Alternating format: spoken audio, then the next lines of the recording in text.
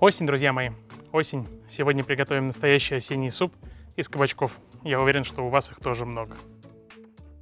На самом деле достаточно простой в приготовлении, но очень вкусный, нежный и кремообразный суп прямиком из нашего детства. С сырками дружба, все как полагается. И первым делом нужно сделать легкую пассировку для нашего супа, для цвета, для вкуса, для аромата. Это значит, что нам нужно слегка обжарить репчатый лук и морковь. С нарезкой можно сильно не заморачиваться, так как все потом будет измельчаться в пюре.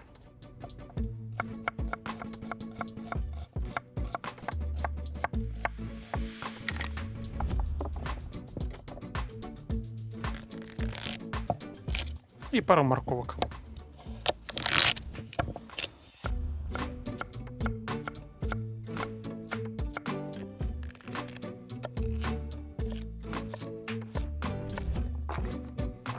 Ставим разогреваться казан и наливаем туда растительное масло. И пускай обжариваются.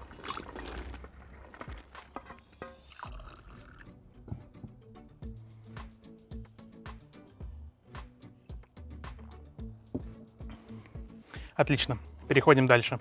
Следующий ингредиент – картофель. Он не обязательный, но с ним получается структура более кремовая, однородная и шелковистая. Без него можно сделать, но суп получится более жидким. Здесь все нарезаем небольшими кусочками, чтобы картофель быстрее разварился.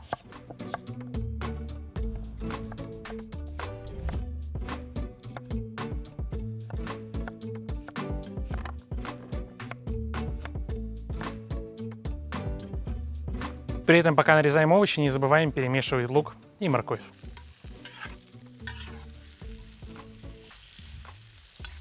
Наша задача не довести ее прям до золотистой корочки, а просто слегка притушить, чтобы они подрумянились, но остались мягкими, иначе потом будет достаточно трудно проблендерить их до состояния пюре. Ну а мы возвращаемся к кабачкам. В данном случае у меня есть и цукини, и кабачки. Какие вы возьмете или смешаете, не имеет никакой разницы. Просто нарезаем их небольшими кусочками. Убираем жопки. Если у вас достаточно крупные кабачки и вот эти вот семечки тоже крупные, то их, конечно, лучше вычистить ложкой.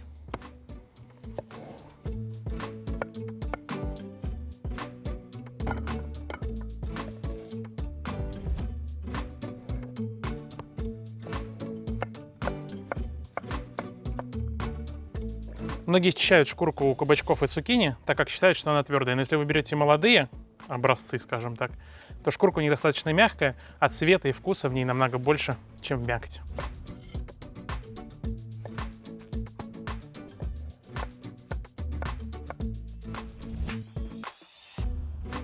Картошка и кабачки готовы. Наша зажарка тоже. Отправляемся к казану. Все высыпаем и перемешиваем.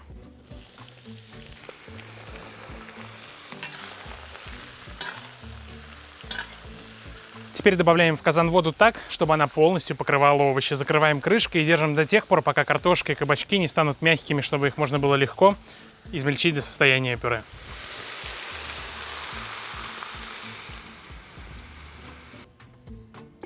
На этом этапе нам не нужны ни соль, ни какие специи. Просто оставим овощи в покое, а сами возвращаемся за стол и подготавливаем остальные ингредиенты.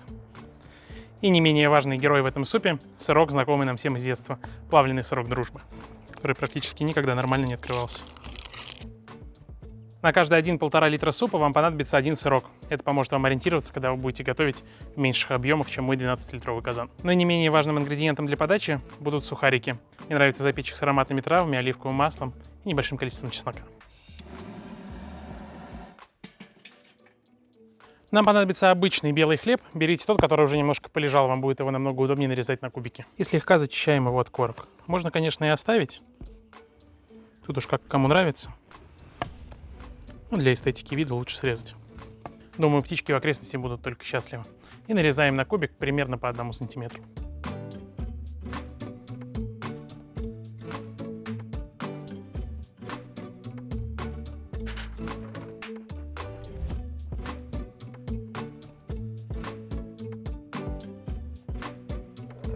Сбрызгиваем все это оливковым маслом, немного соли, сушеный орегано. И для любителей попикантнее немного чеснока. И немного перемешать. Запекать можно в духовке при 180 градусов минут 20-25, чтобы они стали хрустящими со всех сторон. Один раз их можно будет перемешать, чтобы нижние оказались наверху. Либо я это сделал на гриле, чтобы недалеко уходить с улицы. Ну что, друзья, время 7 вечера, вот-вот сядет солнце, поэтому нам нужно ускоряться. Овощи проварились примерно 45 минут. Картошка стала мягкой, как и кабачки. Сейчас наша задача убрать небольшое количество бульона, для того, чтобы нам было удобнее измельчать это все до состояния пюре. Потому что намного удобнее измельчать, пока оно все густое, чем когда оно плавает в обильном количестве бульона. А потом уже им же подрегулируем нужную густоту супа, если потребуется. Поэтому просто-напросто опускаем половник и потихоньку отливаем излишки бульона. И обычным погружным блендером все измельчаем.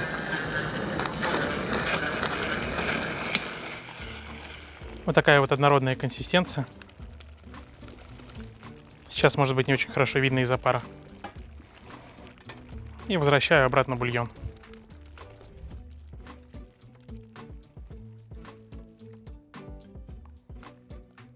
Теперь наша задача обогатить вкусом этот овощной все еще суп.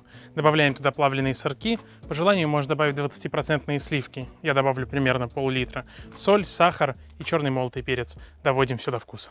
Сырки отправляются внутрь. Как только они растворятся, суп будет готов. И добавляю сливки.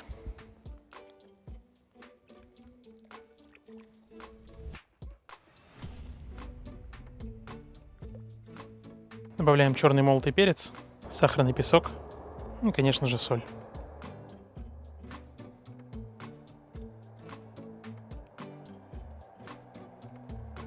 И оставляем на слабом огне буквально на 5 минут. После этого закрываем крышкой и несем к столу. Там он постоит еще минут 10 для того, чтобы полностью объединился и обогатился вкусами. За это время сырки полностью растворятся, а суп приобретет еще более нежный и кремовый вкус. А у нас за это время как раз запекутся сухарики.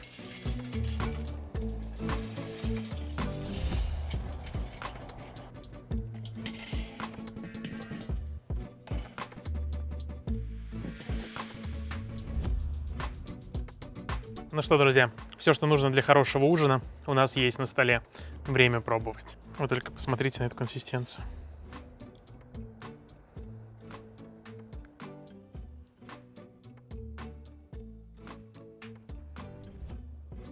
Обязательно с греночками.